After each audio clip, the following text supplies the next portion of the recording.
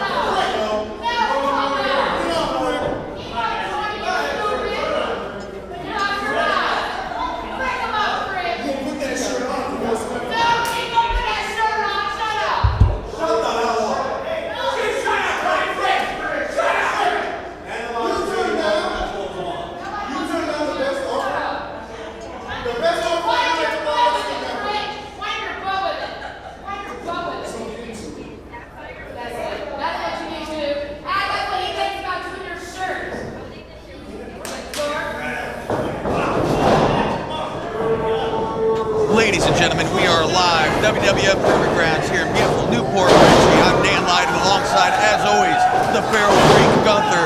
We're joined up here in the Raccoon's Nest tonight by the one and only, your multimedia champion, Zavior. Drake, thanks for coming on the show with us tonight. Thanks for having me up here, Dan. It's wonderful to be up here. I haven't been here in a little while now, so. It's always good to have you. We're off to a hot start tonight. Yeah, John Strange getting up to the top rope immediately. He's always looking to do something insane. Oh, there we go. Big dive to the outside by John Strange. Off to a hot start here tonight. We got the team of Frickin Strange, John Strange and Frick, taking on the team of the SOBs, the Sons of Battle, Nick Quinones and Alpha T in his corner here. It is already starting off insane, so Frickin Strange is a pretty great name for that. Oh, we finally get a bell. Got the bell, got some competitors in the ring. Ref's got to get one in, one out. But we are off to a good start here. A little tag team action. Well, I don't know how many times they've tagged together, but they seem to be working well so far. 2 count early in this matchup. Frick taking control, taking an early lead here. See if Quinones here can take advantage, turn it around and capitalize. Quick tag. Now, I don't know if you've noticed, Quinones here has been trying to recruit a lot of people for the Sons of Battle lately, and it seems that Frick turned him down right before the match started. That's right. They tried to recruit him to the Sons of Battle just last week, and seemed a little less than receptive, and doesn't seem to be changing his mind anytime soon. Another quick cover by John Strange. Quick coup count. That was a close one right there. That's a lot of weight coming at you with a crossbody like that. And a tag made there to Frick.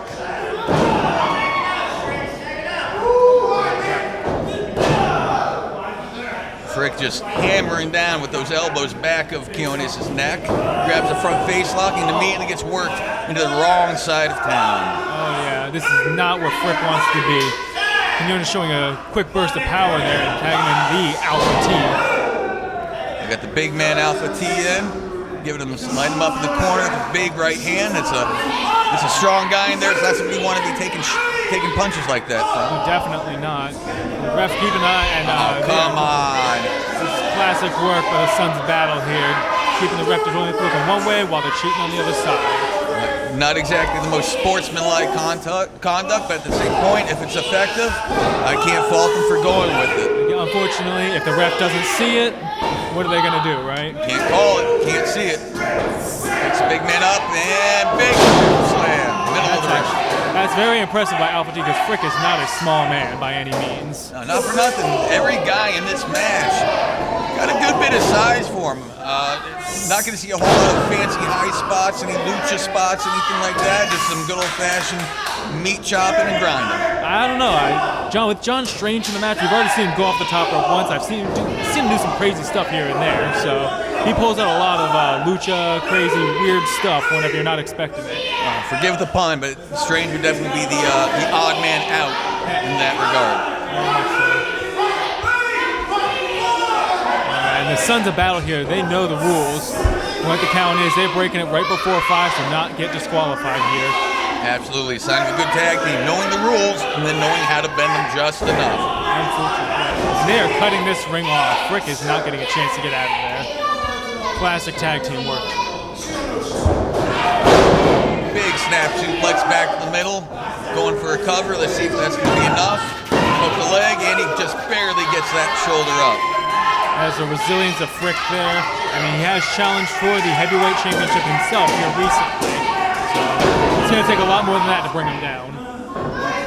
Absolutely. John Strange looking a little eager on the outside, wanting to get in and help his man out.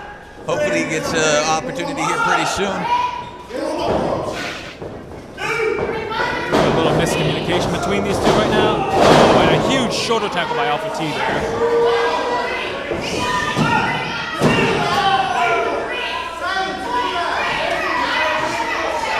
You got him get a little bit closer to John Strange. I'm not sure if that was a weird tactic or just giving him a little bit of hope before they crush it again. You got that crowd firing up for Frick right now.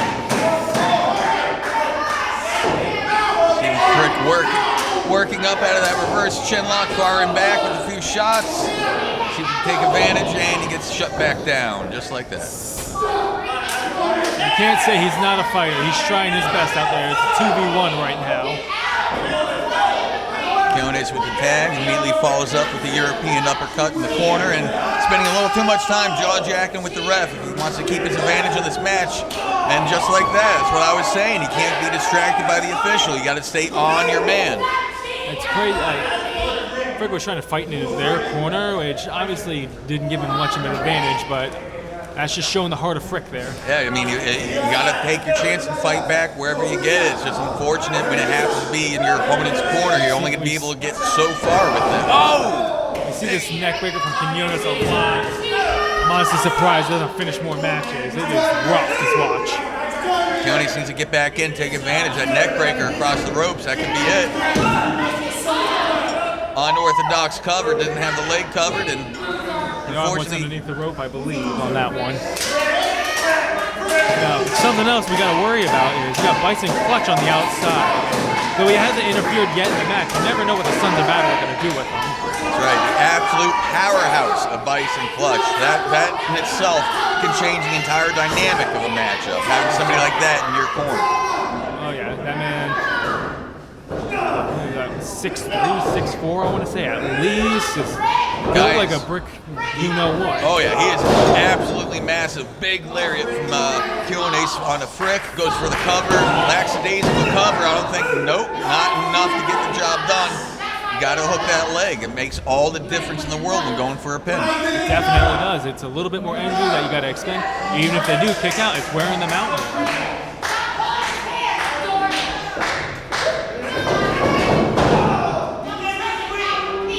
Don't get distracted, Quinones. It's a good job. He gets. Oh, here comes Frick. He's coming back. He's coming back. Is he going to be able to turn this match around? No! He gets a tag. There it is. Tag. He got Strange in. He got the freshman in, making a big comeback. Knocking down Alpha T. Knocking down Quinones. Knocking down Alpha T. Calling for the big bodies. Oh, that is a lot of man to slam. Impressive feat of strength by John Strange. There's Quinones trying to take control, see if he can get the advantage. See what Strange has got here to do. He's fighting. Oh, another one. Quinones slipping out of the grip, but unfortunately knocking his man out to the outside, taking down Byson clutch. Now he's left alone in the ring. Big spear by Frick. And John Strange climbing to the top. Oh, big splash from the second. Is that gonna do it? And that's the match. Big win.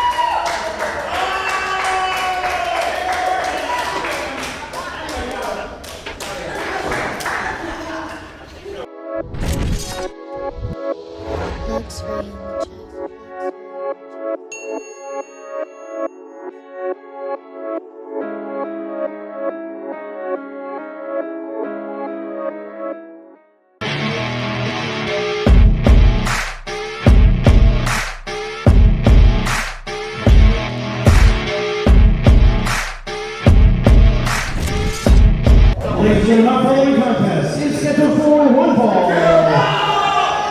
Introducing first.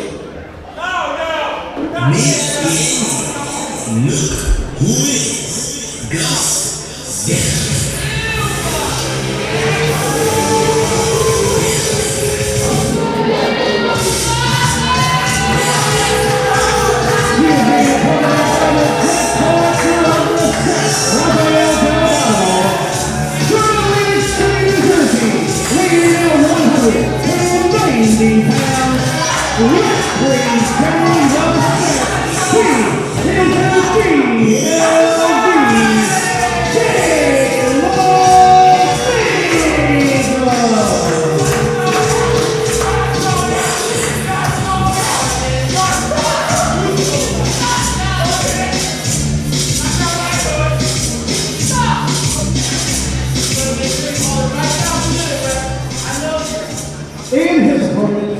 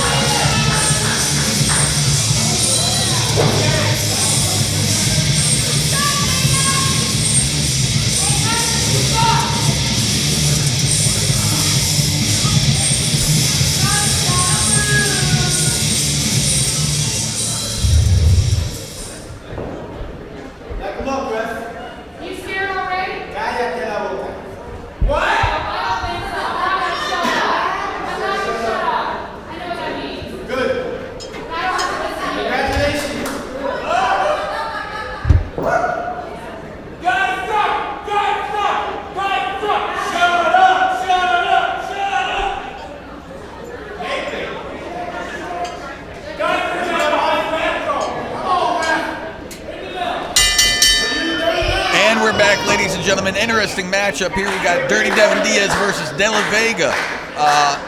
Definitely a styles clash kind of contest here. We got two very competitive wrestlers, two very different styles. Two gentlemen have actually been in the ring with both And I gotta say, Drake, it's a bit of a toss-up for me. I don't know who I have on for this match. What say you? Honestly, I've wrestled both of these men in the past. They're both very, very strong competitors. I'd say coin flip for me, honestly. Something I do have to say is De La Vega does have a man in his corner, Rafael Delgado. Absolutely. Numbers game on his side for this matchup could prove to be a good advantage for him. See how that plays out. Yeah, we do know how the set likes to work together to try to run those matches. Well, of course, they're a well-oiled machine. Diaz, though, has got a few tricks up his metaphorical sleeve. See if he can come out on top in this contest. Tying up, working him back to the corner here to see how this plays out. He's up into the ropes. I was about to say, I don't think this is a great idea for Gus because of the size difference, but he seems to be countering it here by going to the top rope. Hey, leverage. It's all about leverage when you're locking horns like this. It's true. And Gus is... Oh! I was about to say Gus is a veteran, but Devin Diaz there, that was something interesting. I don't think I've ever seen that one before. It's an interesting technique, but you know what? Something could look dumb, but if it works, even if it looks dumb, it's not dumb. Not only is it effective, I think it was playing some mind games there too.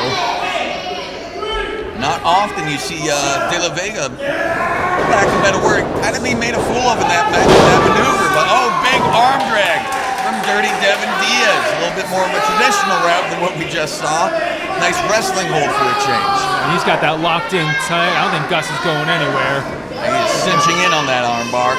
Gus slowly, De La Vega slowly working up to his feet. The weight difference is just too much there. Too much. He was looking for that arm drag, fight his way out, and just could not get him to release his grip. Right back to the mat, right back into that arm bar.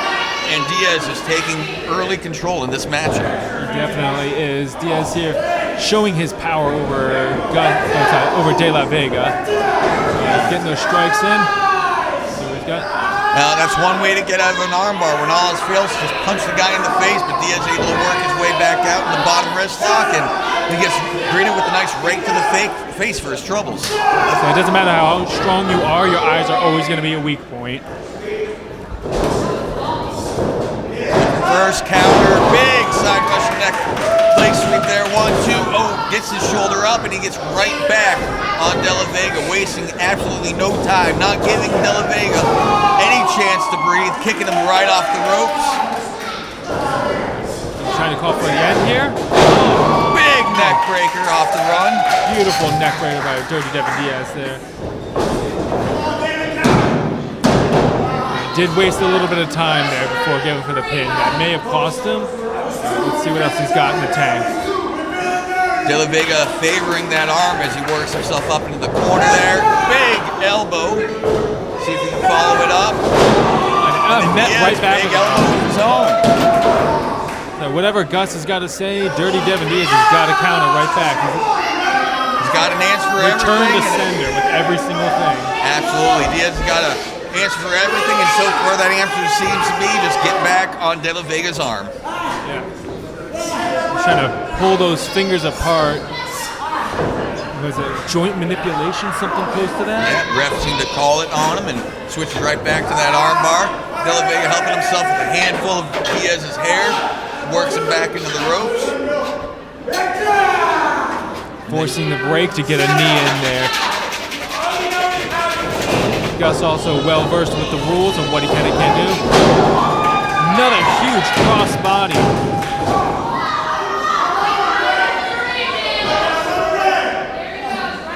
De La Vega finding his way to the outside, trying to get a breath, trying to get himself some distance, trying to recoup, stay in this matchup.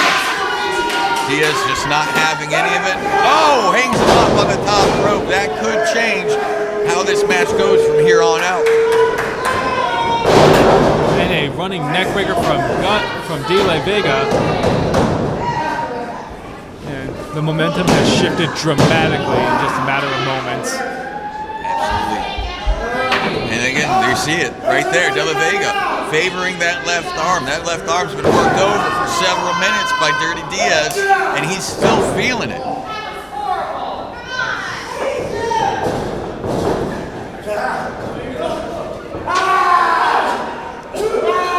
De La Vega back to the top rope there. knowing the rules quite well, letting go at 4 so he doesn't get disqualified. What happened, Devin? Now Zavior, we're watching this matchup. You see De La Vega taking full control. If you were in Diaz's position here, how would you try to turn the tide? How would you try to gain control of this match? Well, personally, I would probably try for something quick, maybe off the ropes to catch him off guard. Something he doesn't expect from me, you know? Fair enough. De La Vega showing frustration in his face. He was certain he had that pinfall there, and he's letting his grievances be known to the ref. Dirty Devin is definitely resilient. And I don't know why he was going rolls him up, small package. This could be, near fall. And then De La Vega letting him know, hey, nice job, but not nice enough. Quick pinfall. Was that a handful of tights I saw? It may have been. Unfortunately, I did not notice. I was just seeing if he was going to kick out. That was a nasty back elbow from De La Vega there. Absolutely. Looked like a handful of tights. Ref didn't see it, kept the count going. Luckily, Diaz able to get his shoulder up off the mat. And De La Vega just right back on top of him. Not letting Diaz, not letting the bigger of the two get any win in this contest. A big old kick from Diaz there. And a back elbow.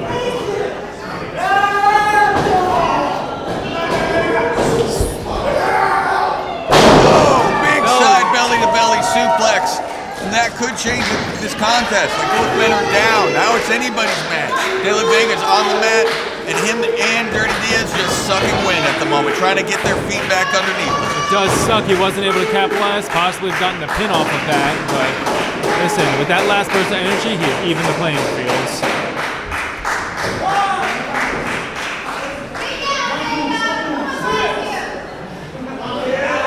Men slowly finding the way to the feet. Who's going to take advantage? Who's going to big shot from De La Vega? Diaz blocks, fires off on his own, throwing some quick jabs, big punch. Clothesline ducks, big flying clothesline, and he is on fire now. He's finding that second win. He's worked up, and he is ready to wrap this match up. Big power slam. Big power slam. That might be enough. He's got to go for that cover. Got to go for that cover. What's he got planned now?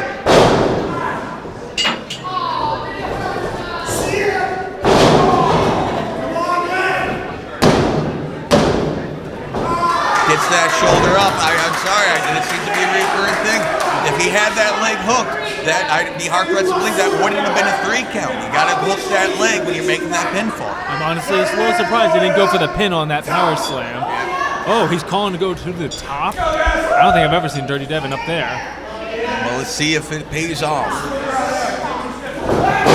Oh, De La Vega showing some great self-awareness. Puts his feet up. 1, 2, kicks out, kicks out. Oh, and he's putting to a submission. He's tapping out, but the referee does not see. And there's that numbers game from the set, able to distract when the time is needed.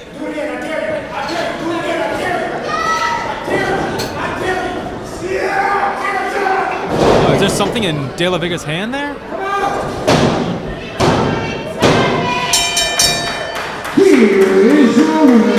There you have it. Yes.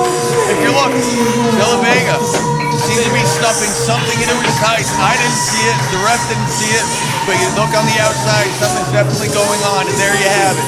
The numbers game from the set paying off one more time.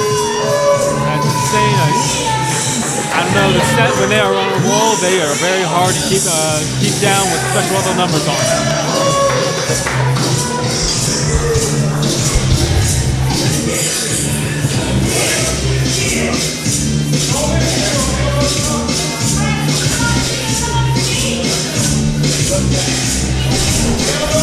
2 times in 2 weeks, the set has stuck their nose in the dirty man's business. That is 2 times in 2 weeks. I had Rafael Delgado beat. I had Yaku Save De La Vega whooped.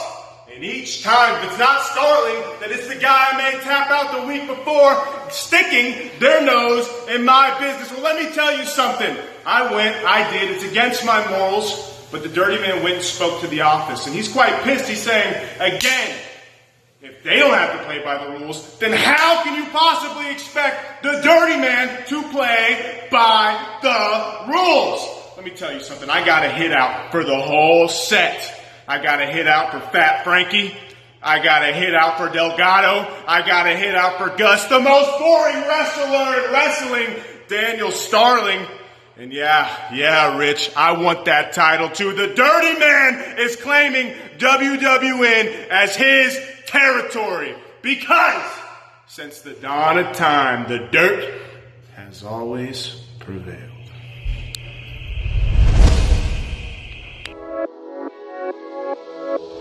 Looks very much.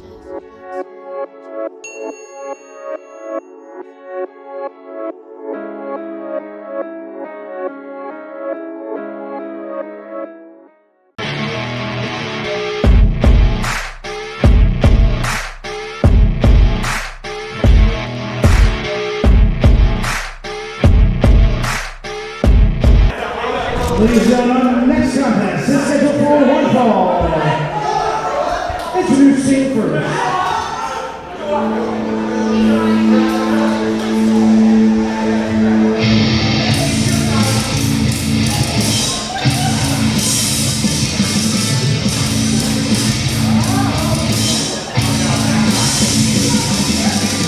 He is making his Proving Ground debut. He hails from Finland, weighing in at 120 kilos.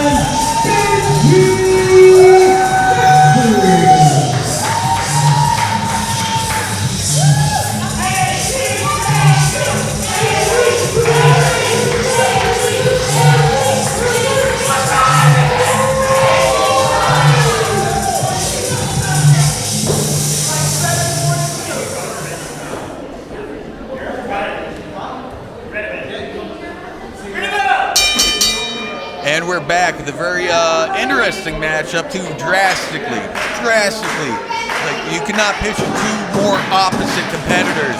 And it's Benjy time, Benjy Neptune, and somebody I've not seen here at WWN myself, Koura.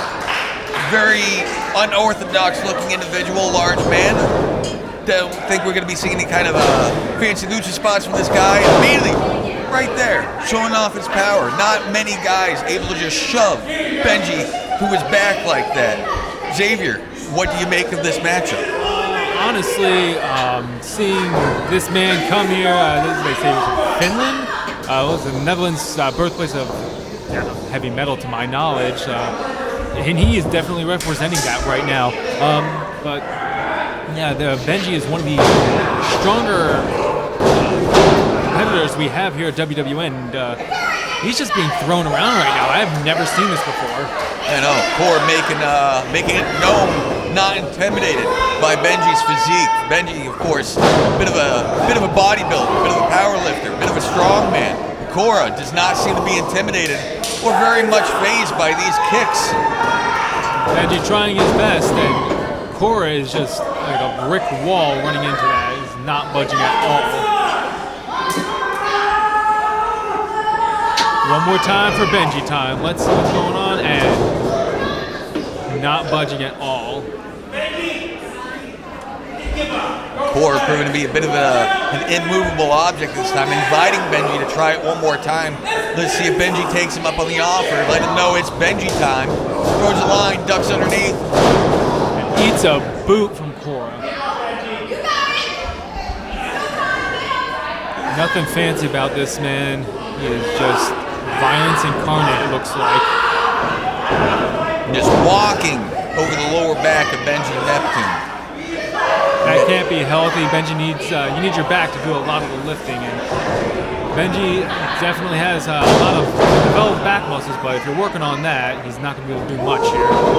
Just stomping on the midsection, saw a nasty elbow to the back of the neck. Koura definitely proving that it's not about looking pretty, it's not about looking fancy, it's about being effective, and Koura is definitely seeming to be the embodiment of that mindset.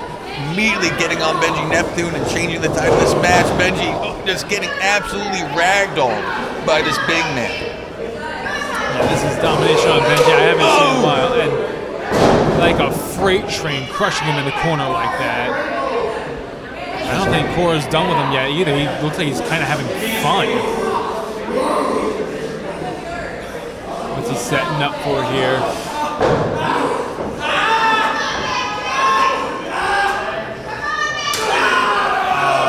That nerve pinch right there, trying to get Benjy to tap out. And just working over the trapezius. Benjy absolutely feeling it, trying to call on the crowd, trying to get them behind him, trying to motivate him, find his way back to the feet. Slowly working his way up, see if he can capitalize. Throws another kick, breaks the hold, starts fighting out, kicking him again. Big, oh my God, heard that all the way up here in the nest. Big chop to Koura. Those chops are nothing to scoff at. I've been on the receiving end of those, and oh my goodness. And just like that, Koura turning it back around. Benjy fighting back again. Just going to town, just meat chopping him right in the chest. Finally taking the big man. Finally getting him off his feet for the first time in this match. Benjy finally able to get some defense in, bringing the big man down for a second time. Benjy firing up, letting the crowd know it's Benjy time. He's trying to take advantage of the match, trying to get it ended as quick as he can. Koura knocked back down to his back. And Benjy changing the tide of this match. Benjy time, it looks like he's trying to get them behind Benjy time here. A couple Benjy elbows there, chipping away at this big man. He's finally down like you were saying. It's insane. What's he got in store here? A discus punch that he's been finishing people off with. Let's see if it's enough to take out Koura. For the cover. And he has slain the giant. Benjy Neptune picking up the win against the big man Koura.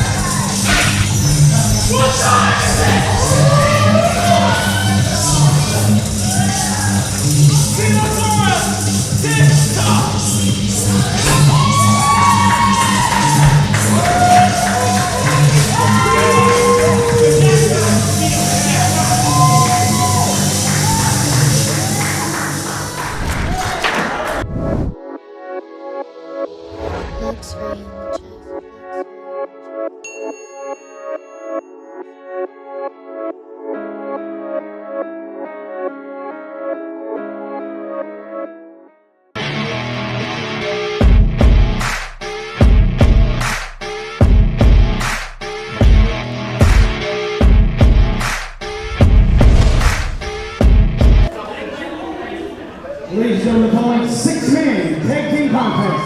This is scheduled for one fall. Introducing first.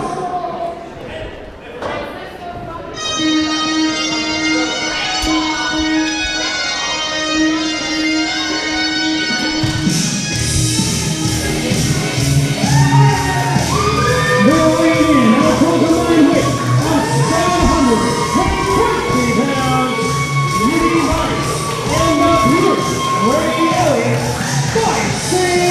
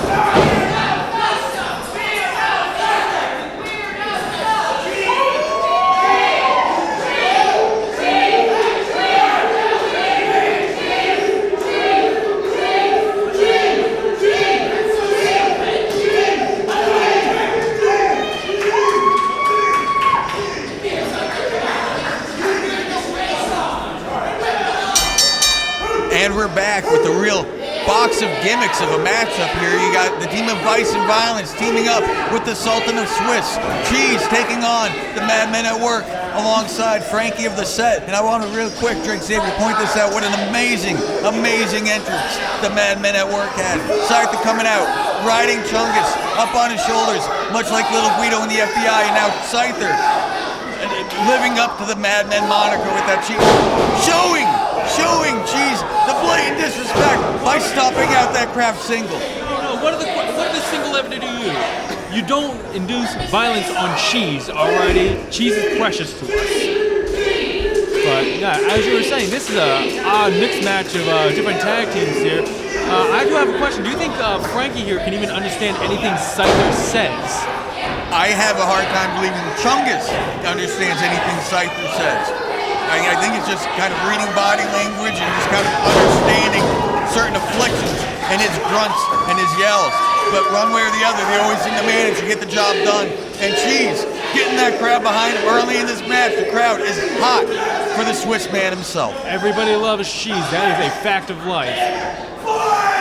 Oh, now he's saying that he pulled his hair there. No trouble understanding that one. The Nacho Man posing off, showing off to the crowd.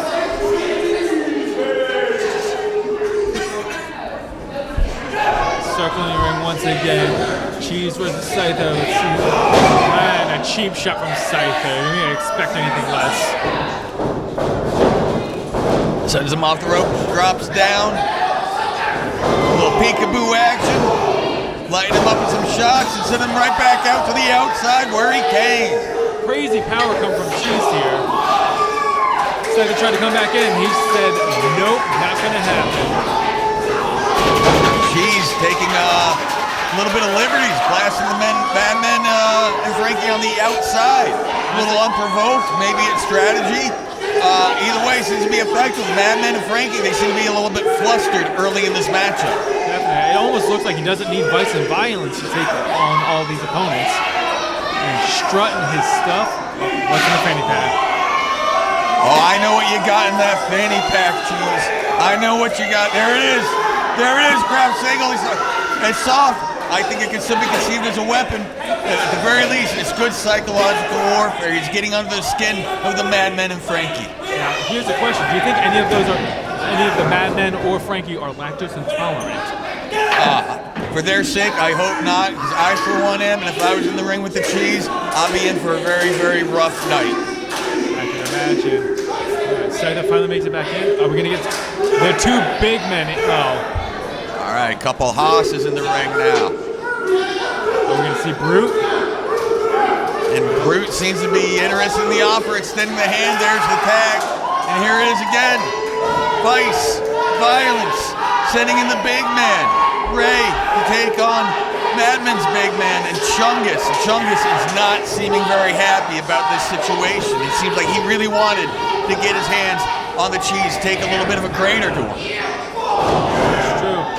Out of these two big men, I mean, Chungus has been wrestling longer, but I've seen Brute do some crazy stuff in his short career.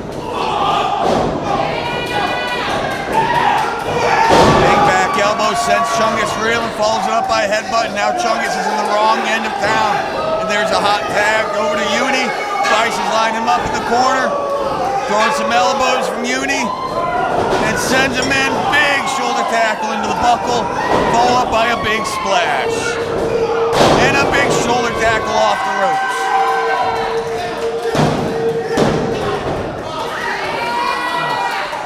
Byson Violence here actually do have quite the offense going on for them. It's nothing too fancy, but at the same time, it's quite mesmerizing. Oh, there it is. There's that veteran knowledge right there. You had Frankie on the outside tying up the rough. Syther dropped down to the floor, is able to pull Yuni's leg, and just like that, this match is switched directions. We do have a couple of veterans with the Madman at Work and Frankie there, so they know exactly what they're doing at all points in time. Ring awareness is insane. Oh, big double chop to Yuni in the corner. I've been in the ring with both Chungus and Syther. Don't let Syther's size fool you. The three of those men in that corner, any one of them chops you, you're gonna feel it. And there they are again, tying up the rough. just going to town on Yuni. Beat down right now. This is insane. They know exactly what they're doing. They're egging them on. Syther behind the ref's back. A little Ninu action, teasing them, trying to get them worked up. Oh! And another big chop from Syther. Big forearm to the jaw, and there he is. Frankie's in the ring for the first time in this contest.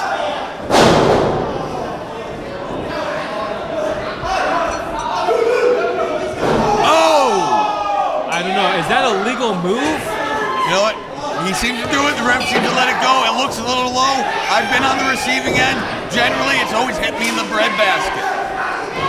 It's always such a rough spot to tell, especially from up here in the commentary section. Absolutely, either way, not a headbutt you're wanting to take. Definitely not. There's a cover from Chungus. Yuni just able to get that shoulder up. Again, wrong side of pound for Yuni. Chungus with those massive legs, wrapping around him in his corner, keeping him as far from his tag team partners as possible. Listen, they say thick thighs save lives, but I think it's going to end Yuni today, unfortunately. Absolutely. Crushing the life out of him. And he's not giving up. He is showing that resilience that we know from Byson violence.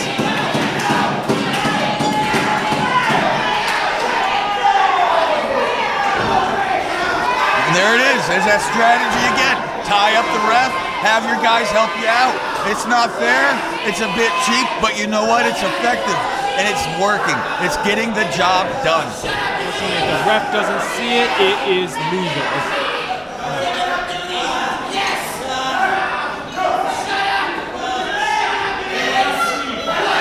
Chungus just squeezing Yuni, squeezing him.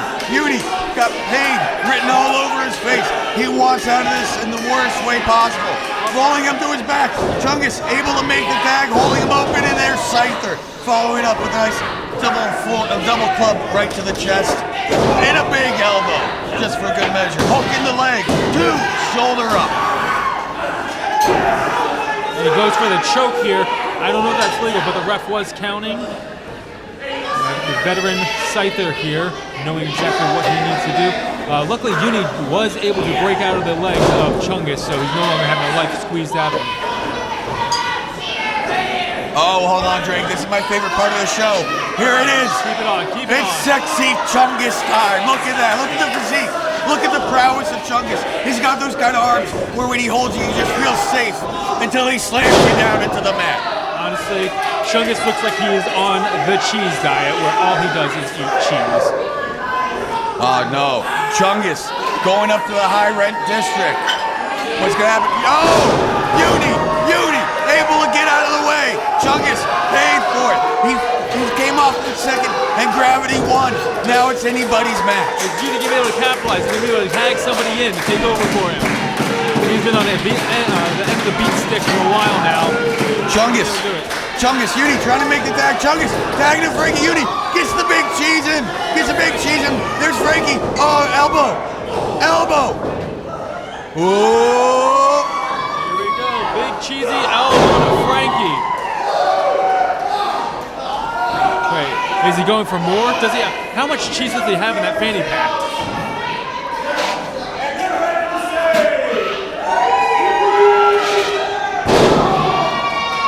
Big elbow goes for the cover, and Syther with the wherewithal to break up the pin. Now it's mayhem. All three men on each side, all six competitors brawling. Throwing hands. Ring clearing out. All that's left is Cheese, breaking the two legal men, while the other four brawl to the outside, fighting their way to the back. Cheese standing behind Frankie. Frankie's got to turn around. He knows something's wrong. There's Cheese. He's hooking him.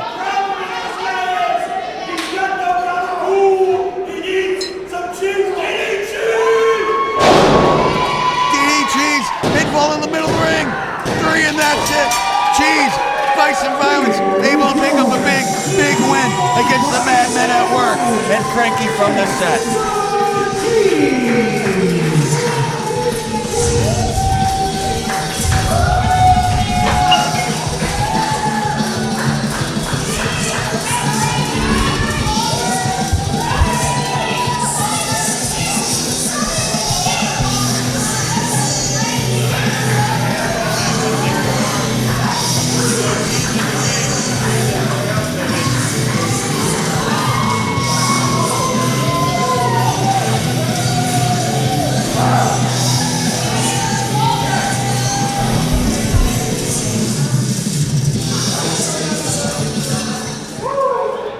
WWN Proving Ground. It has been far too long, baby! I came here, other than, for many reasons, but other than to knock Mr. Gabagool out to the back where he belongs, I came here to say anything can happen at WWN in the world. Of WWN, you could get a surprise birthday guest from the Cheese. There's a very specific, very handsome, very talented, very smart young man in the audience tonight who didn't know I was coming until I hit the door. And his name is Damian, the Digital Destroyer, baby! Let's give him a big, real quick, real cheesy happy birthday. Ready? A 1, a 2, a 3. Happy birthday to you. Happy birthday to you. Happy birthday, Digital Destroyer. Happy birthday to you. Anything can happen at Proving Ground, right? Am I right? I mean, this kid, these have been very important to me since I started in the professional wrestling business. I've had many offers to buy them from me, but tonight, I bequeath them to you. Happy birthday, my friends. I love y'all all. Enjoy the rest of the show and wish my brother here a very happy birthday. Thank you for coming out.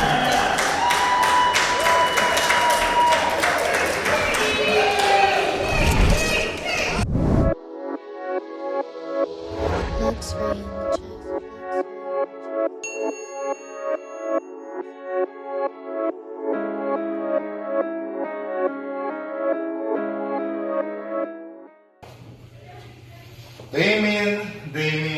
Damian.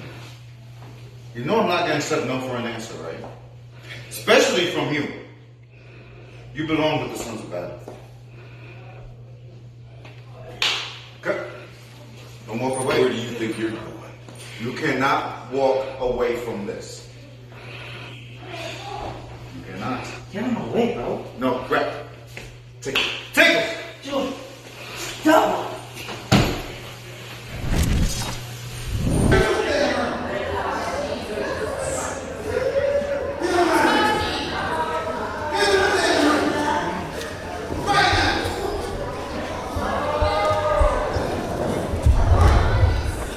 Ladies and gentlemen, Sly Stevens here up in the raccoon nest tonight with Dan Lyden, and there's something going on in the ring. What do we have the Sons of Battle with Damian Jemini. Dan, what's going on?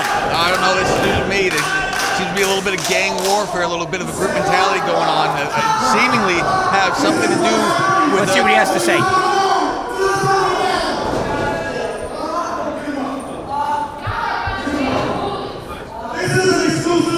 Offer.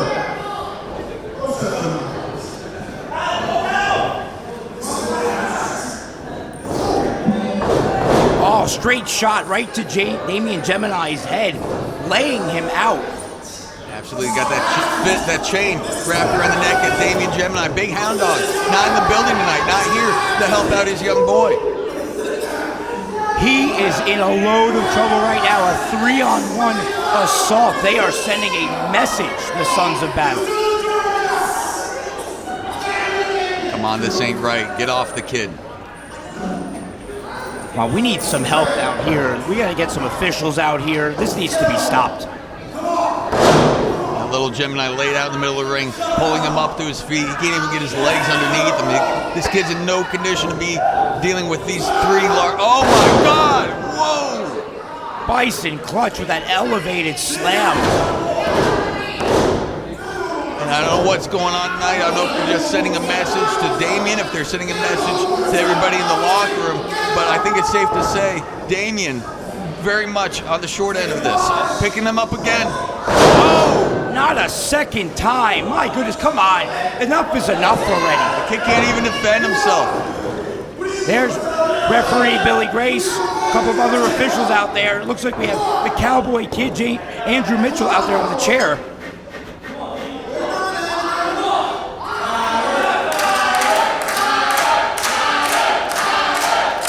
WWN faithful getting behind Tyler Uriah and Andrew Mitchell, coming to the rescue of Damian Jemini, but it might be too late, Dan.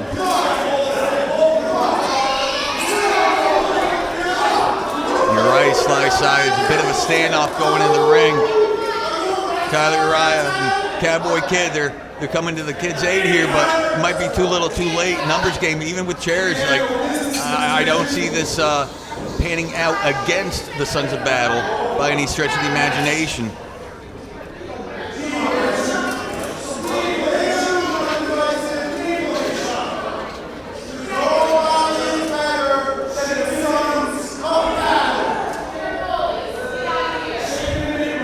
Nicholas Quinones, K9 Alpha T, and Byson Clutch, making it very clear that they want to be the most dominant force here at WWN, here at Proving Ground.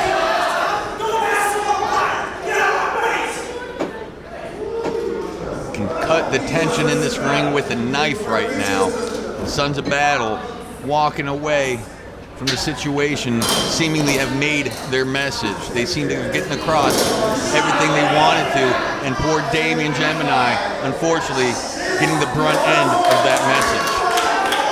It's going to be very interesting to see how the Sons of Battle keep up their recruitment efforts when they have a hard time making friends here at WWN. Absolutely right. Damian finally able, with some assistance, to get his feet underneath him, getting some help out of the ring, but unfortunately, I think the message was very effectively delivered. He's not looking too good here, Sly Side. No, the damage has indefinitely, it's been done. Only time will tell to see how Damian Jemini bounces back from this one. X-ray images.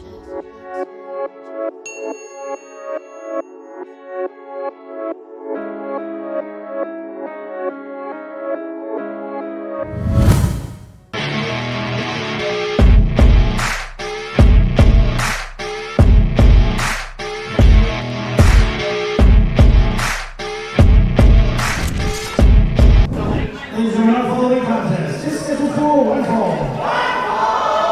Introduce scene first.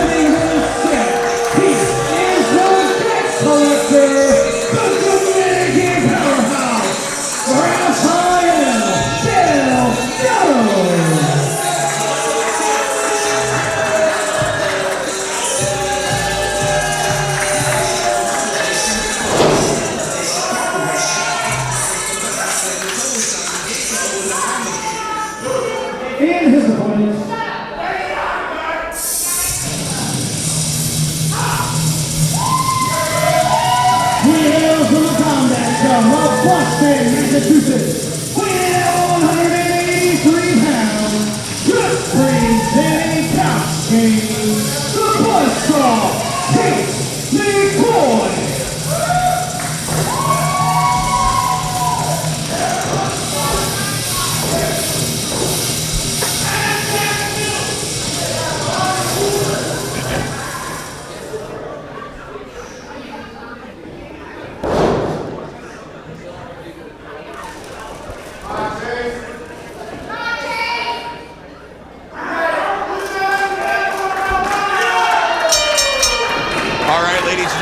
WWN Live. Dan Lyden here alongside, as always, the Feral Freak Gunther, and joining us here tonight in the Raccoon's Nest, the one, the only, everybody's favorite parking attendant, Sly Stevens. Sly, thank you for coming up and joining us tonight. Wow, what an introduction, but I couldn't even get up here fast enough to do my duties when you see what just happened, what just transpired out here between the Sons of Battle and Damian Jemini. Like, that wasn't in my notes.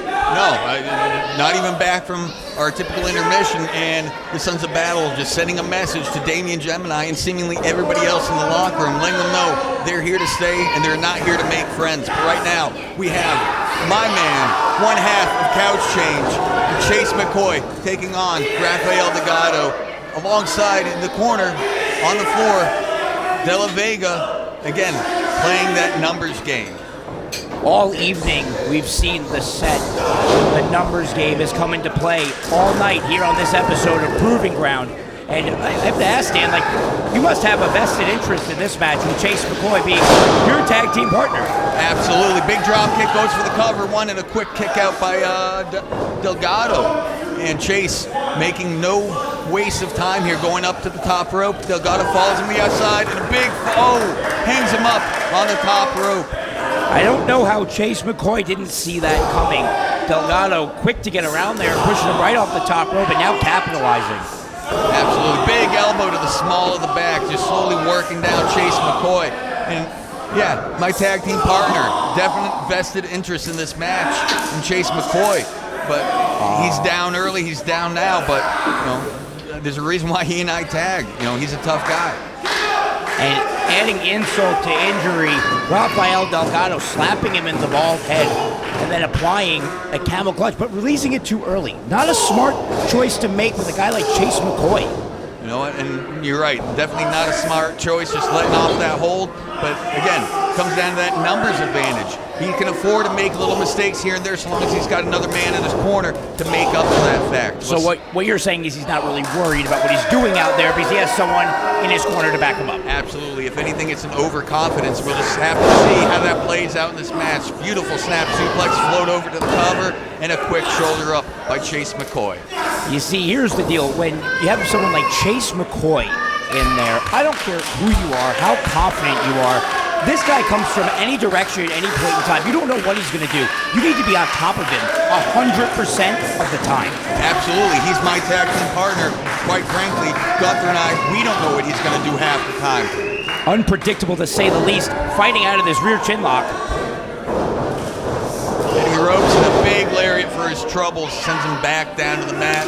Delgado rolling him over, going for that cover, hooking the leg, and a shoulder up. See, even with hooking the leg, it seems like a very lax cover. Like, you need to put all your pressure on a guy like Chase McCoy, trying to hold him down for that 3. Absolutely, and again, I think it's that overconfidence of having that extra man in your corner.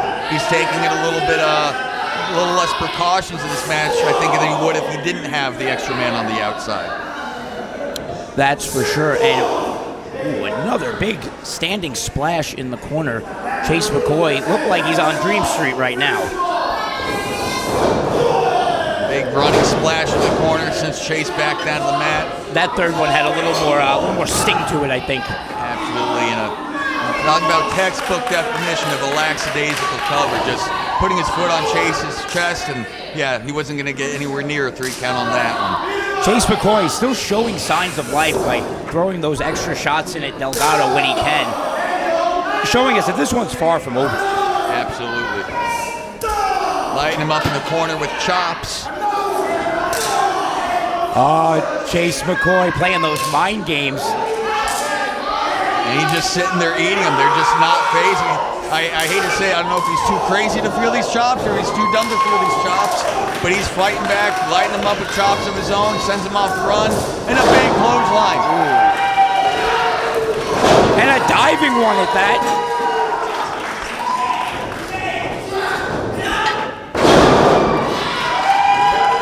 There's a cover, 2, and a shoulder up by Delgado. And Chase McCoy, again, another reason why this guy's my tag partner, another reason why Couch Change is going to be as strong a tag team as any other in this company. Chase McCoy is such an innovative and unique moveset, climbing to the top rope. Let's see what he does here. Speaking of which, big diving headbutt, but no water in the pool, as they say. Big shot by Delgado, hooks him from behind. Devastating maneuver, hooks the leg. And there you have it. Let's get our official word.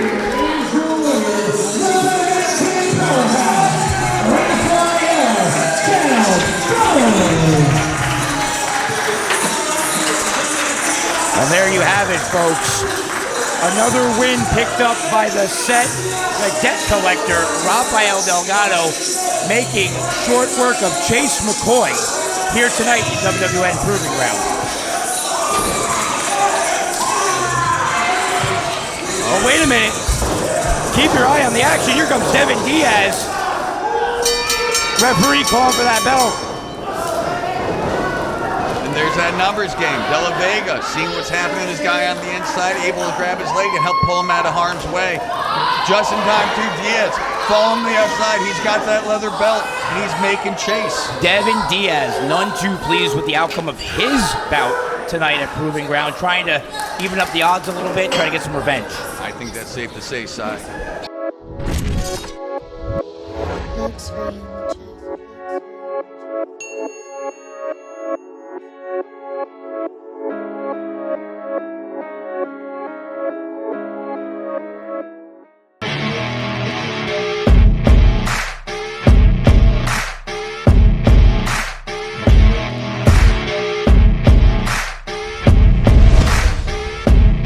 Ladies and gentlemen, the following contest, scheduled for one fall, is for the WWN Multimedia Championship. Introducing first.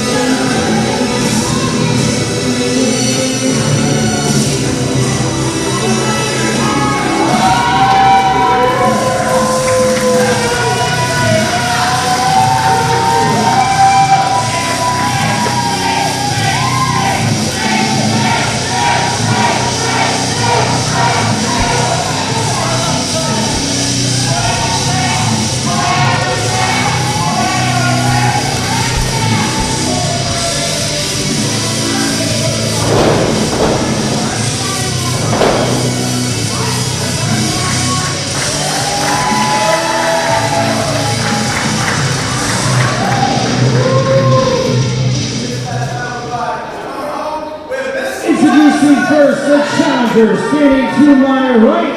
He hails from uptown Tampa, Florida, weighing in at 185 pounds. He is the smoothest man in professional wrestling, Mr.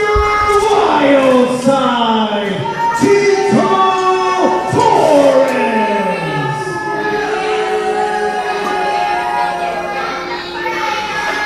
In his opponent, he hails from the Feywild, weighing in at 190 pounds.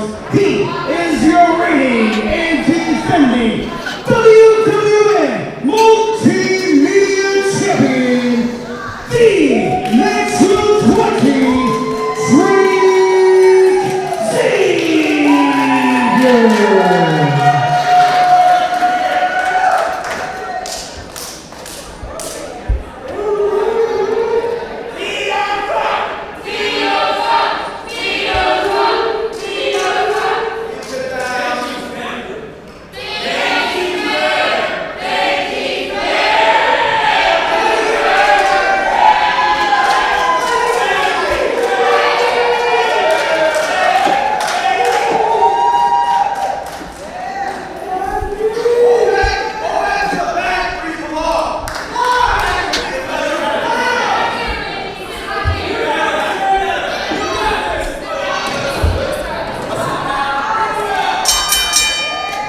title match action here on Proving Ground. The Multimedia Championship on the line as Drake Zavior, the defending champion, takes on Tito Torres. Sly Stevens here again with Dan Lydon and, of course, the Feral Freak Gunther. Dan, we got some title match action. What do you think? Should be a very interesting contest. You got a champion like Drake Zavior who's not opposed to taking on any challengers. Then you got, forgive me here, Tito Torres, one half of the wild side experience. Do I have that right? Yes, Tito Torres recently severing ties with Benjy Neptune, wanting to go off on his own, and it looks like it's working for him because he's already #1 contender for that Multimedia Championship. Be interesting to see how he takes to going from tag team competition to singles competition, but he's showing Drake Zavior, while he's not necessarily as experienced in singles contests, he's not somebody Drake Zavior should be sleeping on. But you have to wonder, the presence of Benjy Neptune at ringside right now, will that have a factor, a psychological effect maybe on Tito Torres? Absolutely, it would have to be. I mean, he's got that distraction. He has that bad blood with Benjy Neptune. I think it could only pose as a distraction to Tito Torres. As we're seeing here, the crowd getting behind Drake, getting behind Benjy Neptune, and I'm not seeing Tito shake that off as well as he would hope. Only time will tell if it really does have an effect on him here in this bout. I mean, you know Benjy Neptune, he must be out there because the feud's not over. The rivalry's not over. Even though he severed ties and they're not a team, Benjy, he hasn't forgotten the post-attack. Absolutely not. Maybe that's why we see Benjy Neptune on the outside. Maybe he's here to just kind of play those mind games deliberately on Tito Torres. Maybe he's there to get in his head. But regardless of who's at ringside, we have action going on in the ring. Tito Torres with a knee to the gut, stopping the wrist lock attempt from Drake Zavior. Blasts him with that forearm right in the face. Big leg lariat coming off the ropes there. Staggering Tito Torres, getting him off his feet and setting him back off the ropes. Let's see what Drake follows it up with. Big back elbow. Sends Tito Torres right back down the mat, slowing Torres down. There we go, first pinfall attempt. I was just about to say, when you have someone in the ring, a blue chipper like Tito Torres, the second you get him down, you need to go for the cover right away. Absolutely. There we see Drake Zavior getting the crowd behind him, come off the rope, big forearm to the face. Let's see how he follows this up, hitting the ropes one more time, Tito dropping down. Whoa! Drake Zavior, no effort needed. Getting Torres up onto his shoulders. Torres fighting out with those elbows. Sends Drake Zavior off the ropes, follows up with the big textbook drop kick. Beautiful drop kick, and he was admiring his work before the cover. Not a wise decision to do on the champion like Drake Zavior. Absolutely, that one extra second, that could have been all the difference between walking home without a belt and walking home the victor. I have to ask, Dan, what do you think about the newfound attitude of Tito Torres? I mean, like we said, no longer a team with Wildside with Benjy, and he's on his own, but he has a bit of a brash attitude. What do you think about that? I don't disagree. He's got a brash attitude, but you know what? What we're seeing here tonight, definitely a more aggressive side of Tito Torres. Definitely more in control, in charge. Go along with that brash attitude, and as of right now, I don't think that's a bad route for him to go. He's been saddled with Benjy Neptune for so long now. He's out here proving he can do the job on his own, that he doesn't need a man in his corner. Dan, I have to disagree with you. I wouldn't say he was saddled with Benjy Neptune. Benjy Neptune is a great up-and-coming athlete himself, and they were a great team.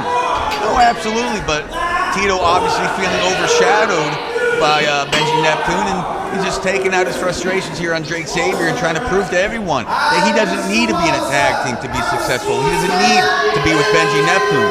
He is a standalone athlete, and he's a standalone talent, and he's out here to prove it tonight.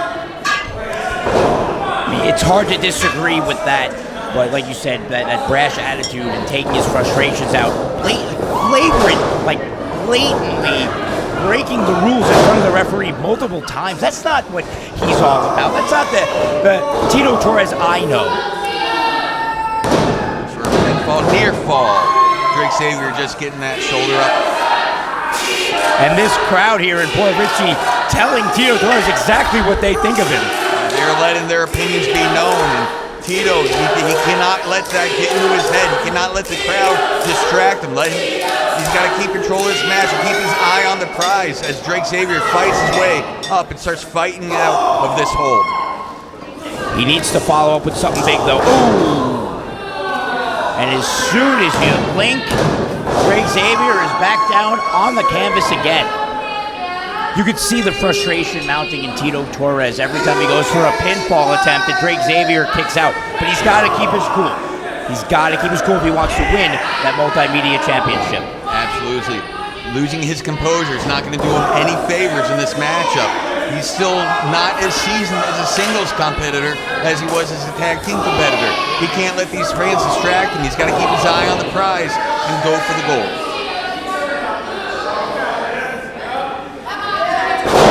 Oh, beautiful jawbreaker.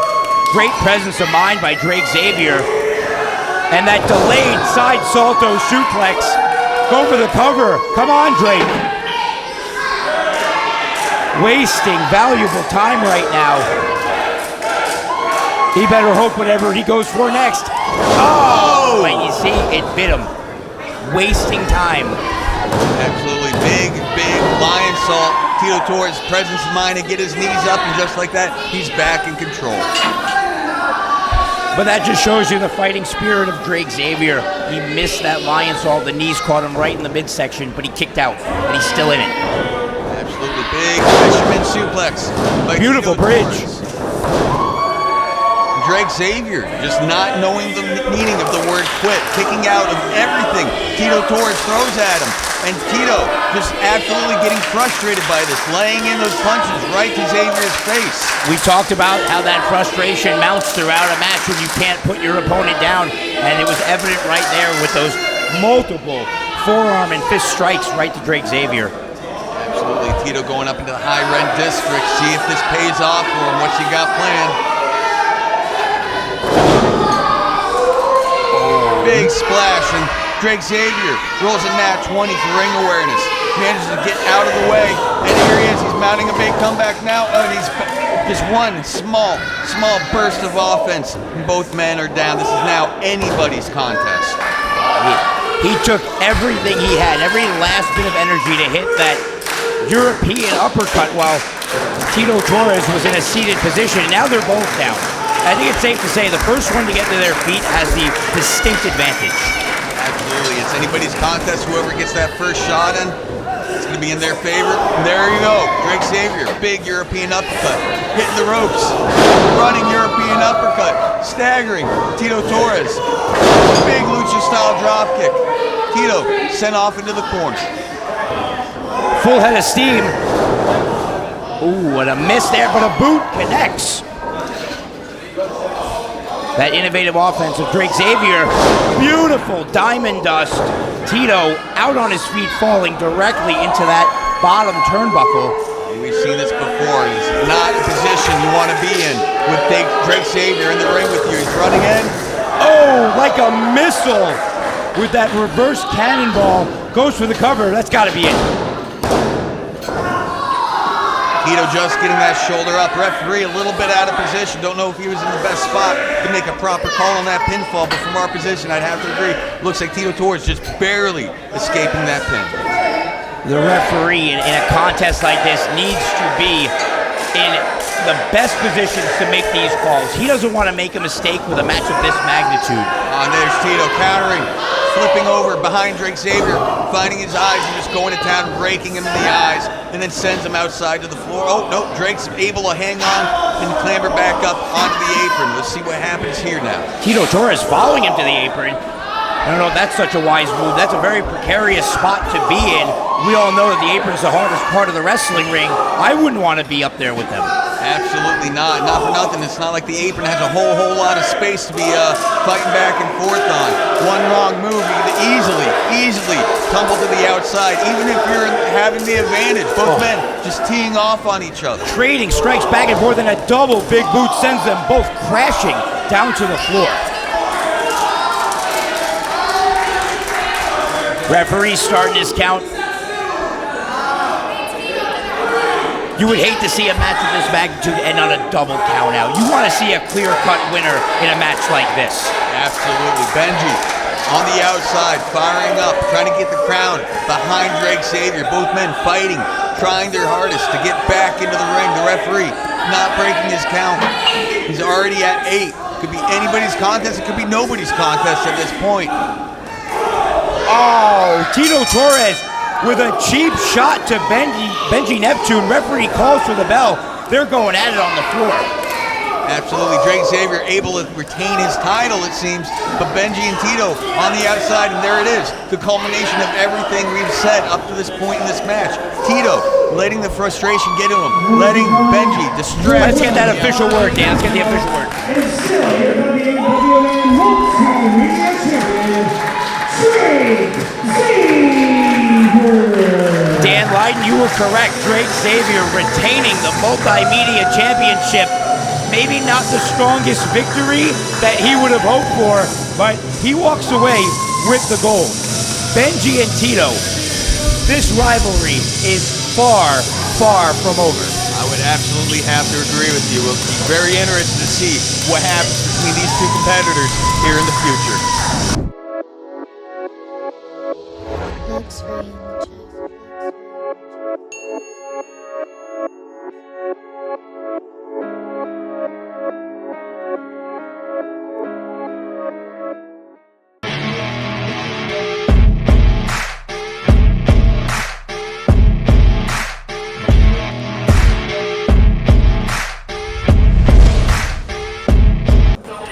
Ladies and gentlemen, the following tag team contest is scheduled for one fall.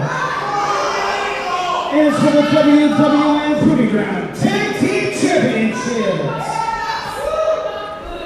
Introducing first.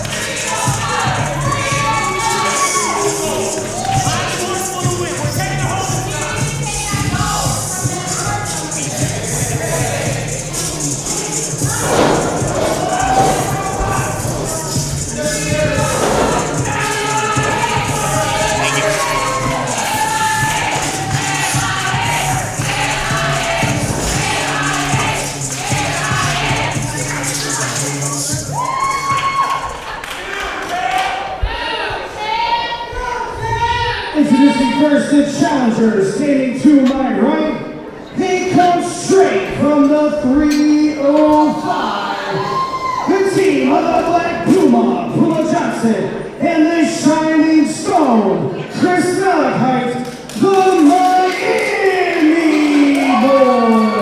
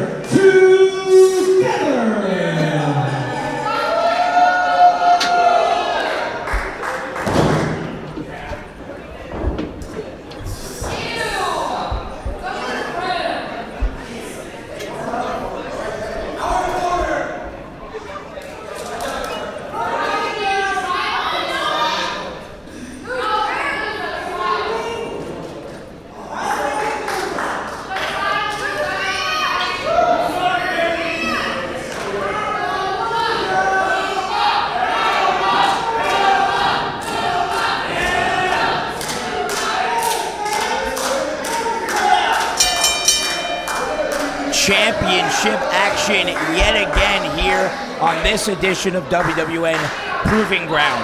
The Miami Boyz with a date with destiny as they take on Better Together, the pride of Israel, for those WWN Tag Team Championship belts.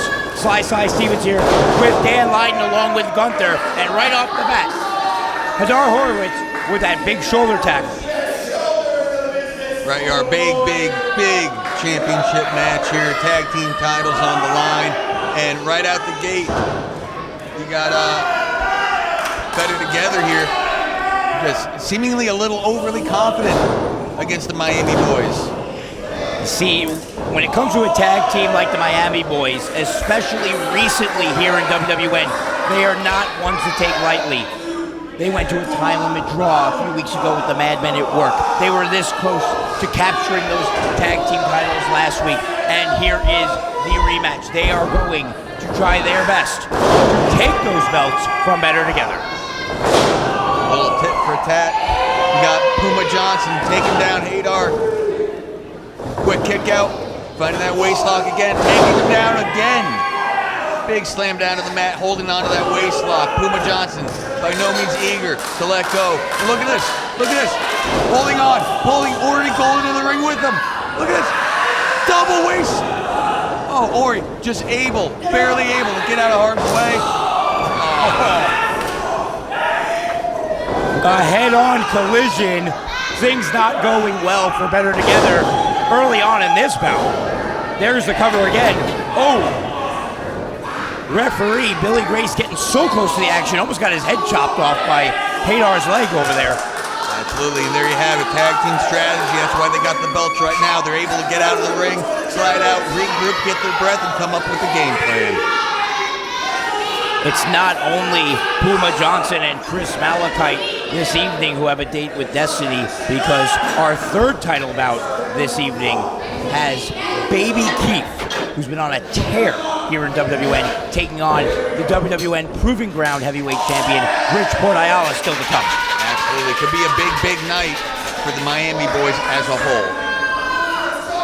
Here's a tag, we got Ori Gold into the ring, playing a little mind games with the Black Puma. If he's serious about this and wants to go for a test of strength, that's not a wise move.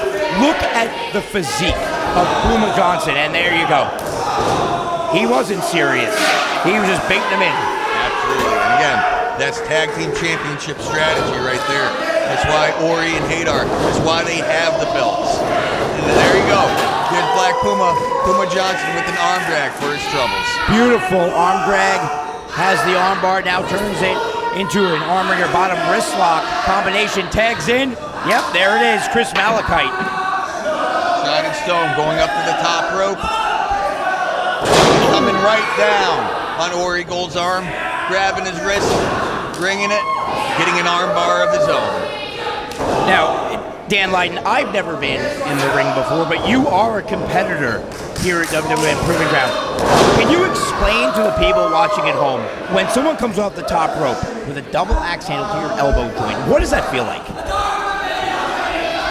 As simple and as seemingly undramatic as a move as it might appear, sometimes it's those simple moves that are the most effective. You got all your body weight coming off that top rope, focusing in on one joint, and it can change the tide of a match very quickly. Here's some double team action, maybe going for a suplex. Oh, Hadar well scouted there.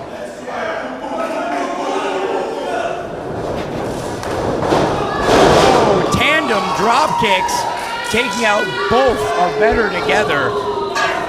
Better Together again, rolling to the outside. They might need to rethink their strategy.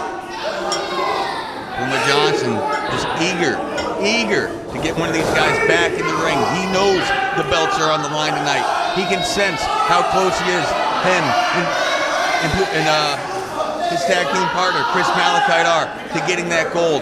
And they're just chomping at the bit, wanting one of their, this matchup. It's insane. There's just so much going on so early in this contest.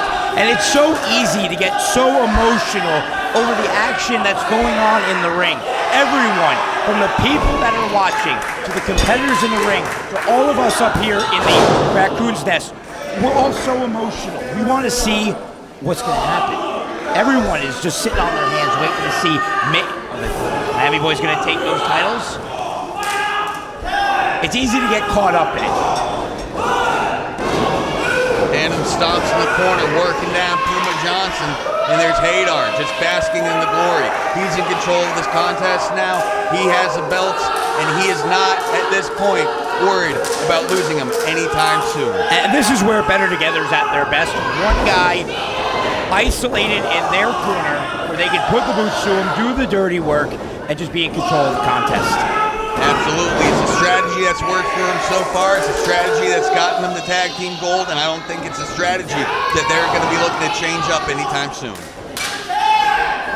Tag in to Hadar, putting the boots to Puma Johnson, and again, pandering to the audience, wasting valuable time where he could be putting Puma down. Absolutely. There he is, just standing over Puma Johnson, stalking him. He grabs him up and just sends him right back into the buckle. There you go, Puma with a couple of shots and shut right down with that clothesline in the corner. Puma's not out of this by a long shot, but he needs to make the tag so we can get a fresh guy in there. Absolutely. Malachite worked up in the corner. He sees his partner in trouble, and he wants to get back in the ring the worst kind of way. And there's Puma Johnson able to capitalize, popping out of that corner with the clothesline of his own. Did you hear the whack of that clothesline? Meat on meat, but both men are down right now. And now it's just a race to their corner. See who's able to make that tag first. Corey Gold tagging in Hadar, who's able to grab Puma Johnson before he can make that tag, pull him back into harm's way, and just get right back on him, dropping elbow after elbow, halting any and all momentum by Puma Johnson. Puma was so close to making that tag. Like, we're talking inches away. If Malachite would have gotten the tag, this match would have had a completely different direction at this point. Absolutely, Sly Side.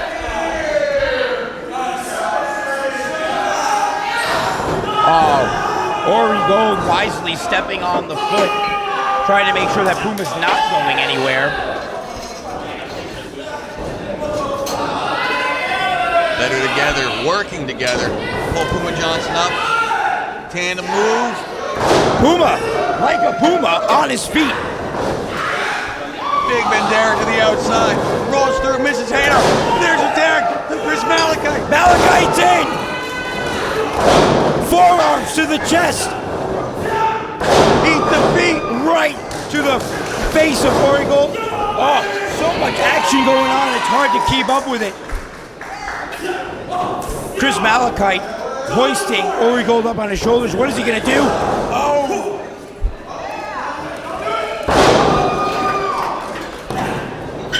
Springboard moonsault onto both members of Better Together. I think he only got one of them with that direct contact. The other was kind of like a residual hit. Bit of a glancing blow, but it doesn't matter because here you go. Chris Malachite still in control of this match. Ori Gold falling to the outside. Hadar left alone with Chris Malachite. Left alone with the fresh man. Gets kicked in the breadbasket for his efforts. Oh, Ori Gold saving Hadar wisely. Again, rolling to the outside. They know that if they're on the outside, they cannot lose the titles. Absolutely. And there's Chris Malachite following up with a nice baseball slide to both members of Better Together. The action is spilled to the outside here at the WWN TC. Hadar complaining to the referee about some sort of nose injury. Nothing that we can see from this vantage point. Oh! Big super kick to Chris Malachite. Gives Hadar the opportunity to tag in Ori Gold. In stereo super kick. Ori Gold going for the cover. Puma Johnson able to just barely get in and break up that pinfall. A last minute save that can completely change the tide of this match. We'll just have to see. Hadar back to the outside, not on his own accord, but courtesy of Puma Johnson. Big strike from Ori Gold, sending Puma out to the floor himself. Chris Malachite's still the legal man here.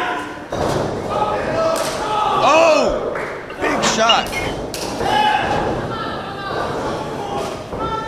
All 4 men in the ring. Puma Johnson a little worse for wear there. Beautiful double team. This has got to be it. Chris Malachite digging down deep, somehow able to find just a little bit more to get his shoulder up after that. Very innovative, very devastating tag team offense by Better Together. But when you say a close call, that was like 2.5, like or more. So close to that 3. Absolutely, and Hadar showing frustration on his face. He wants this match finished. He's getting frustrated. He feels he should have had this match won. Both members are Better Together on opposite sides of the ring. Oh! Discus forearms connecting with each other. Double code breaker, Dan. Can you believe it? Puma Johnson fire up, trying to get Chris Malachite to get back to his feet. Referee calls it a legal tag. Malachite in the ring. Setting up for a double team. Oh! Assisted leg lariat, almost a heart attack variation. This has got to be it. Oh my God! There you have it. Miami Boyz, They did it. major upset, able to take home the WWN Proving Ground tag team titles. We're just so excited. We're so excited. We didn't mean to talk over ring announcer Michael James, but we have brand new WWN Proving Ground Tag Team Champions. Puma Johnson, Chris Malachite have been waiting for this opportunity. They seize the opportunity and they walk away with the gold.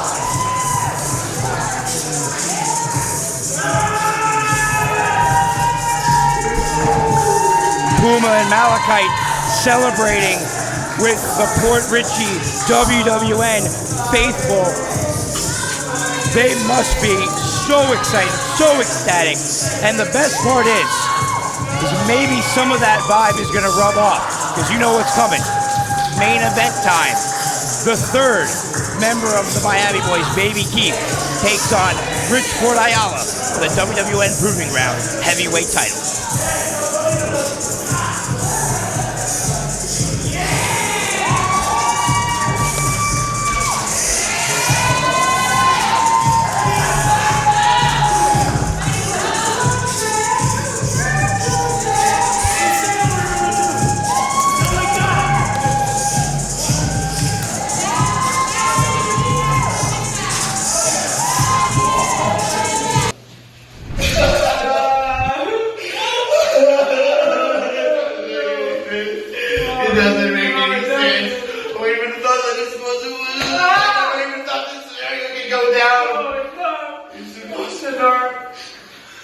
This was our last round as friends, as champions. I want you to know that these 2 months were they were the best. No, don't say that. Don't say that. This is just a roadblock in our journey as Better Together. You hear me? We've beaten those Miami Boyz before, and we're gonna take these schmucks out again. You did? Yes. And you know what? What? When we take those titles back, it's no longer the Proving Ground Tag Team titles. No, I know. It's the BTT, the Better Together titles. Because nobody is better than Better Together. Oh, that's what I'm talking about. We did it, Chris. We did it. We told you from the beginning. The Miami Boyz have had a plan, and that plan has been painted in gold with the tag team championships. But Keith, man, how you feel, dog? Hey, man, I ain't gonna lie, my ribs hurt, but 3-0. 3-0. You beat that boy 3-0, man. I done beat Bridgeport 3 times, and I know I can beat him for a 4. So that boy wanna run his back. Run it back. Tell you, we taking home all the gold. All the gold. Back to Miami, and we gonna put the 3s down. Hey. Next ring check.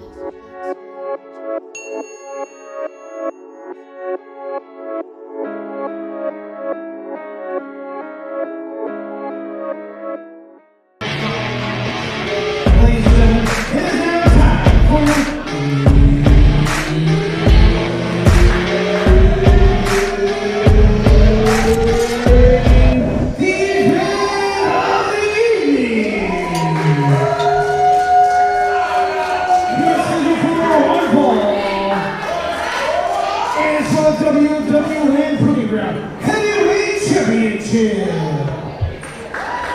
Introducing first.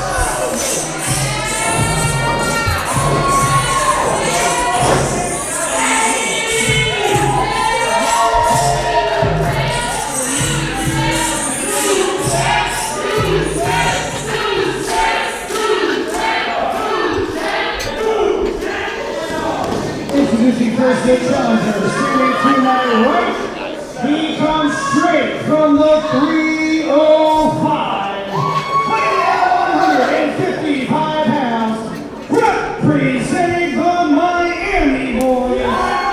He is the young bull, Baby Keith.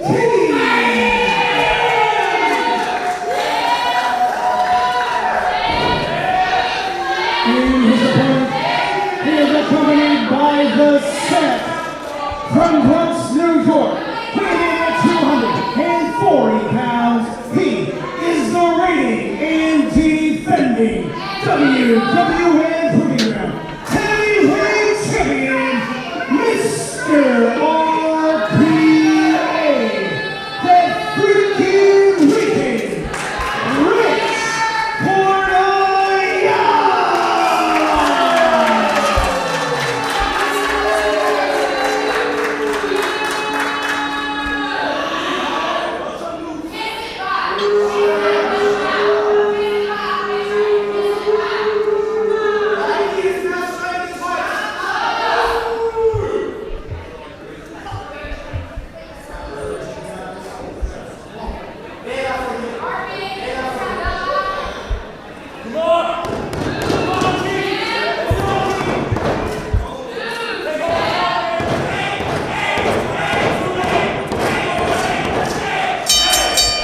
Ladies and gentlemen, main event time.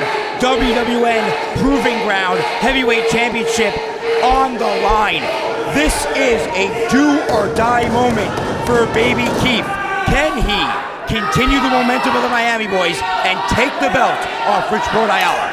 That's the question we all want to know, Sly Side. Baby Keith making very quick work on sliding in and moving up the WWN Proving Ground roster to earn himself this shot for the WWN Proving Ground heavyweight title against Richport here tonight. Oh, he's been on such a tear here the last few weeks at WWN Proving Ground, even scoring a victory over Richport Ayala in that six-man tag at FIP Fallout only a few short weeks ago. And not just that, Baby Keith has actually pinned Richport twice now. twice now. This goodness. is a contest that Baby Keith, he has a legitimate shot at winning. And I would not call Baby Keith an underdog by any means, but this is such a big opportunity. The butterflies have to be flowing. Beautiful drop kick, almost landing on his feet. Taking the big man down, but the big man back on his feet here. Over the top, 360 and onto the concrete. Absolutely, and not to take anything away from Baby Keith. By all means, he has a real shot here tonight. He's by no means an underdog. But let's look at the environment. You have Richport. He's got every member of the set in his corner. Baby Keith, he's got the rest of the Miami boys in his corner. But it's a numbers game. The set, they outnumber the Miami boys. Not only that, the Miami boys, Malachite and Puma, they just got out of their match. They are worn. They are tired. The rest of the set, they've had time to shake it off. They've had time to regroup, refresh. They have not just a numbers advantage, but at this point, possibly just an advantage just for the sake of conditioning.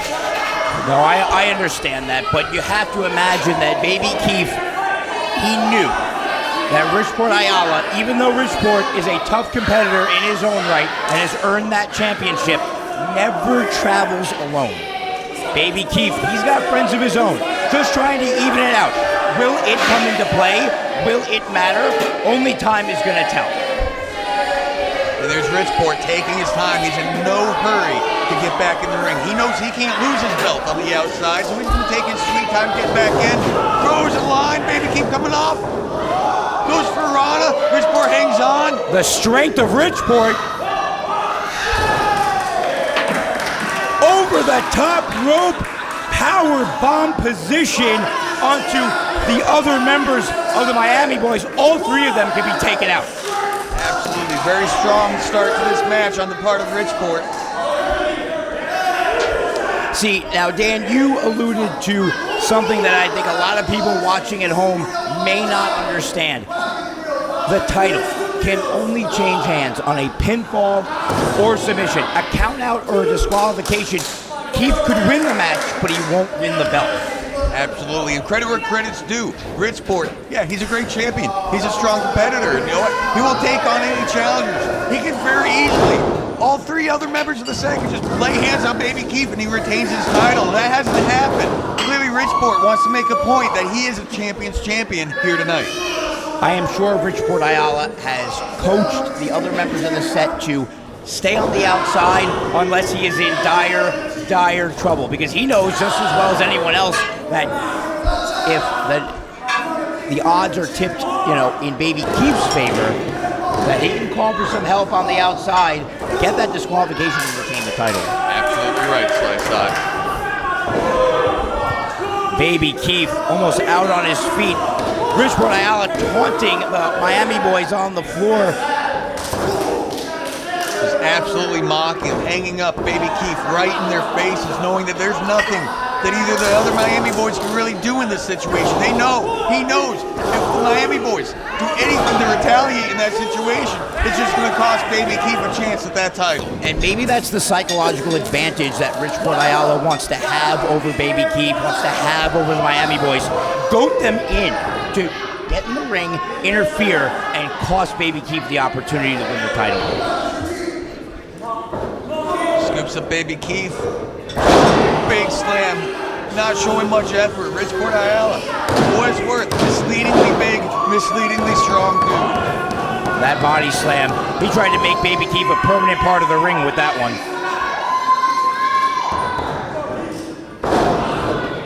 Notice now that Richport's taken over this match, how drastically the rhythm has changed. Baby Keith's in control. He knows what he's got to do. He's got to keep the match moving. He's got to keep the action nice and fast in order to have his advantage as much as possible in this contest. But as soon as Richport takes over, it's just being strong and being slow and just taking charge. And again, taunting the Miami boys at ringside, as if to say, hey, this is your friend. Watch me. Watch me put the boots to him. Watch me beat him into an oblivion. And there he is, just taunting the Miami boys again. Cooler heads have to prevail. The Miami boys know they cannot get involved. The second one of them touches, Bridgeport. The second one of them retaliates. Could very easily cost their friend the WWN Heavyweight Championship tonight. Absolutely. And, you know, on the ground, there's not a lot of space between the ring and the audience. That is a very small, tight quarters. The tension must build. If you have people at ringside, like the set, 3 members, the Miami Boys, 2 members, it is such an explosive environment down there, anything's bound to happen. Absolutely, and having this many guys on the outside, it's not going to help anybody out as far as the Miami Boys go, because Baby Keith, at some point in this match, I thought he was going to throw him out of the ring. I thought he was going to throw him so far he was going to land on the members of the set. All maybe 2 feet away from hitting the buckle across the ring and just barely gets the shoulder up. Baby Keith needs to fight back, needs to mount some sort of offense. Like this, it can't last very much longer at this pace. But going back to my point, Baby Keith is at a huge disadvantage at this point. He's fighting back now, fighting back. There it is. Throwing shots. Big one, staggering. Reeling the big man. Whip, reverse. Baby Keith coming off the second. Slips. Doesn't get a chance to capitalize. You have to understand, this event has been going on all night. The wrestlers, they get sweaty, those ropes get slippery. It's called high risk for a reason, and we just saw that if you go for something, you might not be able to execute it. Absolutely, and Baby Keith able to get that shoulder up, and right now he's probably wishing he had an opportunity to maybe roll under a rope, roll to the outside just a little bit, just to get his bearings, just to get his breath, and unfortunately, with the set right there, with the Puma Malachite right there, there's not a whole lot of opportunity to do that. He's really stuck in that ring and stuck dealing with Bridgeport Ayala, who's now working him over with his massive forearms in the corner. He really is in the lion's den right now. I mean, we say this all the time. It is a very intimate setting here at the WWN Training Center. You know, 3 sides of the ring are surrounded by walls with like inches of space between the wall and the ring. There's nowhere to go, nowhere to run, nowhere to hide. He's in trouble right now, and there's nothing he could do to get out of this unless he mounts an offense. Hooking him on the top rope, looking for maybe a superplex. Baby Keith seemingly fighting. He's fighting back now. Giving some shots to the side. Let's see if he's able to capitalize. Beautiful headbutt, staggers the big man.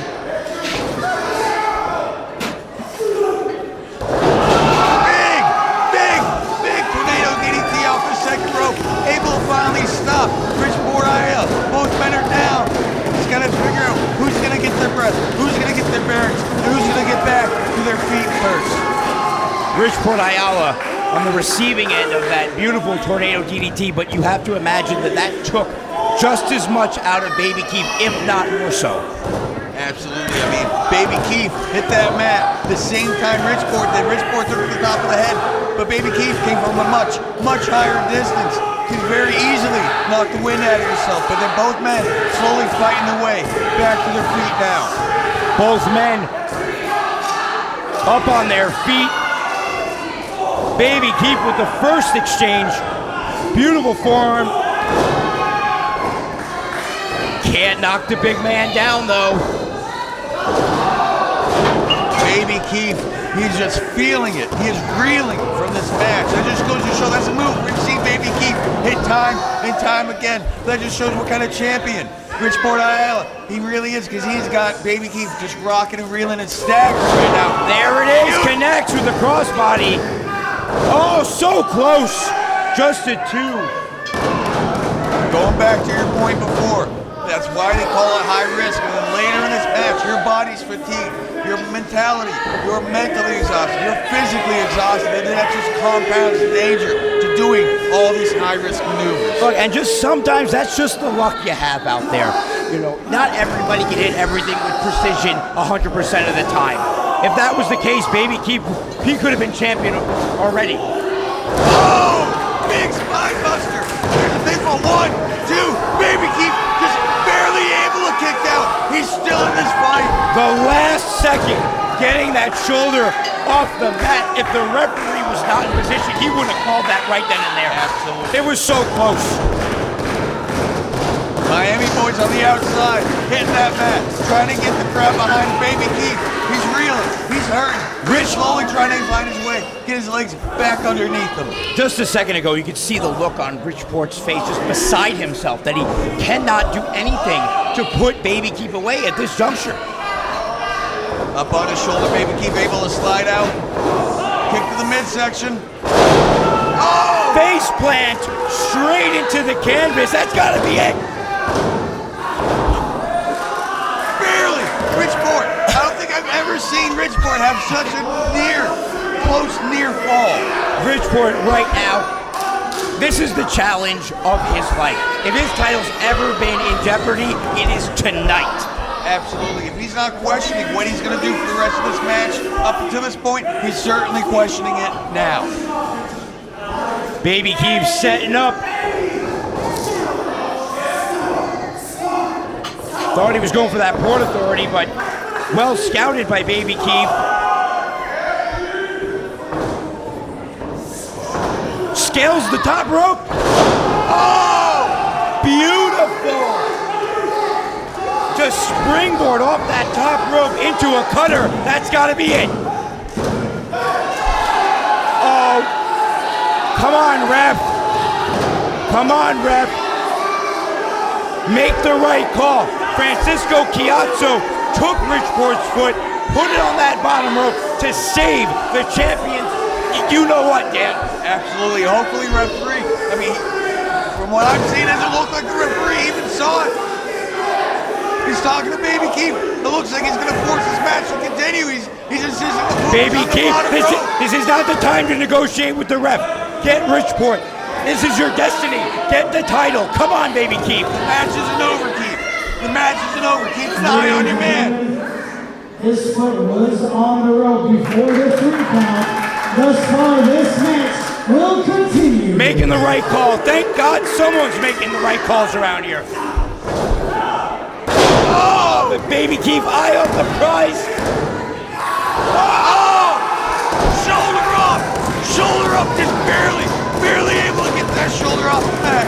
Baby Keith is absolutely desperate to take home that goal. I can't believe it. I have seen Bridgeport Ayala use that move that is in his arsenal, put several opponents away.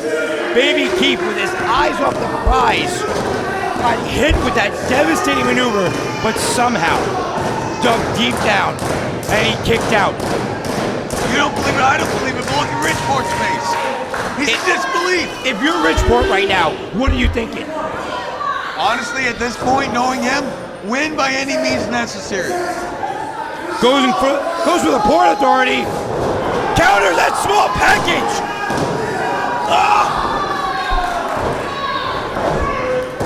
And another cutter. Come on, Keith. Roll over. Cover him.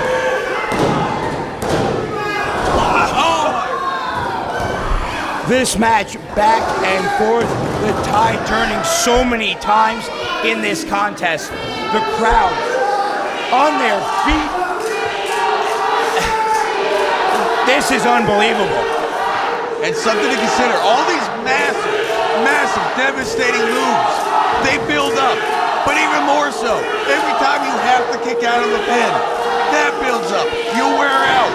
Eventually, your body, it just wears down and you're not able to kick out. Yeah. How long is this going to go back and forth?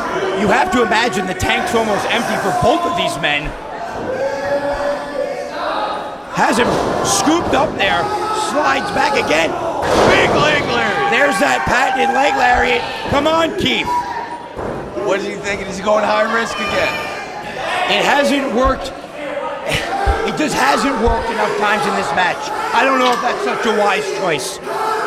You know what he's going for. That beautiful swanton. If he can hit it, this is it. Oh! Connects from over halfway across the ring. Get him, Keith. Come on. Come on. Oh! De La Vega. And there it is. There's your contingency plan. Bridgeport. Like I said, he's got guys on the outside. It doesn't cost him the belt. All hell is broken loose here in Port Richey. The WWN Training Center being turned upside down. De La Vega in the ring, putting fist to face on Baby Keith. We have the rest of Miami Boys with the other members of the set fighting on the outside. I can't believe it. And you asked us last night, what does Richport do this late in the match? Baby Keith kick out of everything. And this was it. This was a contingency plan. He knew at the very least he could always keep his belt by having that stronger numbers on the outside. He knew he always had that as a backup. You know, you hate to be able to foreshadow stuff like this, but Port Authority, too little, too late to hit the Port Authority. The damage has already been done. He's already retained the championship via disqualification, I believe. We haven't even gotten the official word yet. Baby Keith just laid out in the middle of the ring, breathing heavy. He's beaten, he's exhausted, he's worn, and more importantly, he's been robbed. Ladies and gentlemen, your winner by disqualification, the Young Bull, Baby Keith. And there you have it. You know, it's hard up here to make the calls before the referee and the ring announcer do, but we kind of knew that it was a disqualification. Richport Ayala. I can't believe it, Dan. Using that last trick in the book, knowing that he can rely on the set to do that dirty work, to save him, save that title. But you have to imagine that WWN management is going to be watching the tape, watching the footage, and they're going to make a call that Baby Keith's going to be in line for another shot down the line. You have to imagine so. I would absolutely hope so. And Baby Keith walking out the victor, unfortunately short end of the stick, doesn't come with the title, but maybe just a little bit of a moral victory on it. Just knowing that he should have had that match won. He had that match won. And if it wasn't for the set on the outside, the title should have and more likely would have changed hands here tonight. Well,